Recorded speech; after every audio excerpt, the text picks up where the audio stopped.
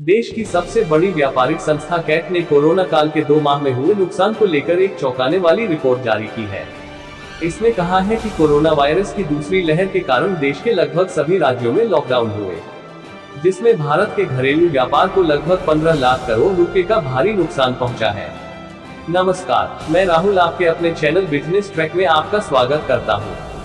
Cat के राष्ट्रीय महामंत्री प्रवीण खंडेलवाल ने कहा कि गंभीर वित्तीय संकट के कारण देश भर के व्यापारी पहली बार अपने कर्मचारियों की संख्या को कम करने पर विचार कर रहे हैं।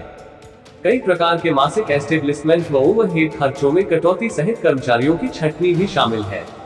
पिछले वर्ष और इस वर्ष लॉकडाउन के कारण व्यापार में कमी, मेडिकल खर्चों में अप्रत्याशित वृद्धि और आय के सभी स्रोतों के बंद हो जाने से व्यापारी अब मासिक खर्च वहन कर पाने की स्थिति में नहीं है। यदि ऐसा होता है तो यह बेरोजगारी के आंकड़ों में वृद्धि करेगा, खासकर जब भारत में खुदरा व्यापार को रोजगार का एकमात्र स्रोत माना जाता है। यह सेक्टर भारत में स्वरोजगार को भी बढ़ावा देता है। देश में प्रति वर्ष लगभग 115 लाख करोड़ का घरेलू व्यापार होता है। देश में लगभग 8 करोड़ छोटे व्यवसाय हैं जो व्यापारिक गतिविधियों में शामिल हैं और लगभग 40 करोड़ लोगों को रोजगार देते हैं। वहीं दूसरी ओर विभिन्न अन्य वर्गों के लाखों लोग अपनी आजीविका कमाने के लिए व्यापारिक समुदाय पर निर्भर हैं।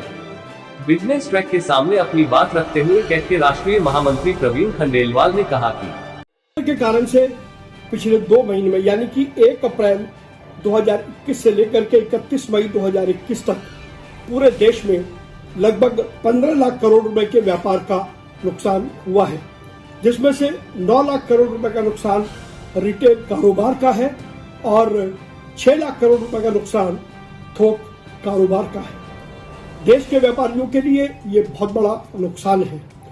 वहीं दूसरी ओर देश भर में व्यापारी इस समय एक भयंकर वित्तीय संकट से गुजर रहे हैं और अब देश भर में व्यापारियों को मजबूर होना पड़ रहा है कि अब वो अपने एस्टेब्लिशमेंट एक्सपेंसेस जो ओवरहेड्स हैं उनको कम करें और उस क्रम में मजबूर होकर के न चाहते हुए भी अब व्यापारियों को अपने यहाँ काम कर रहे कर्मचारियों की छटनी करने पर भी मजबूर होना पड़ेगा।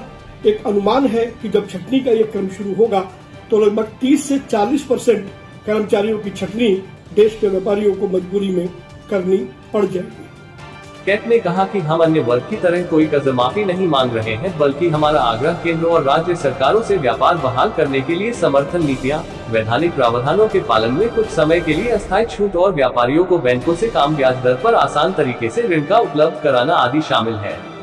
यदि आपने हमारे चैनल को अभी तक सब्सक्राइब नहीं किया है तो तुरंत सब्सक्राइब करें और कमेंट बॉक्स में अपनी प्रतिक्रिया अवश्य दें। जय हिंद, जय भारत।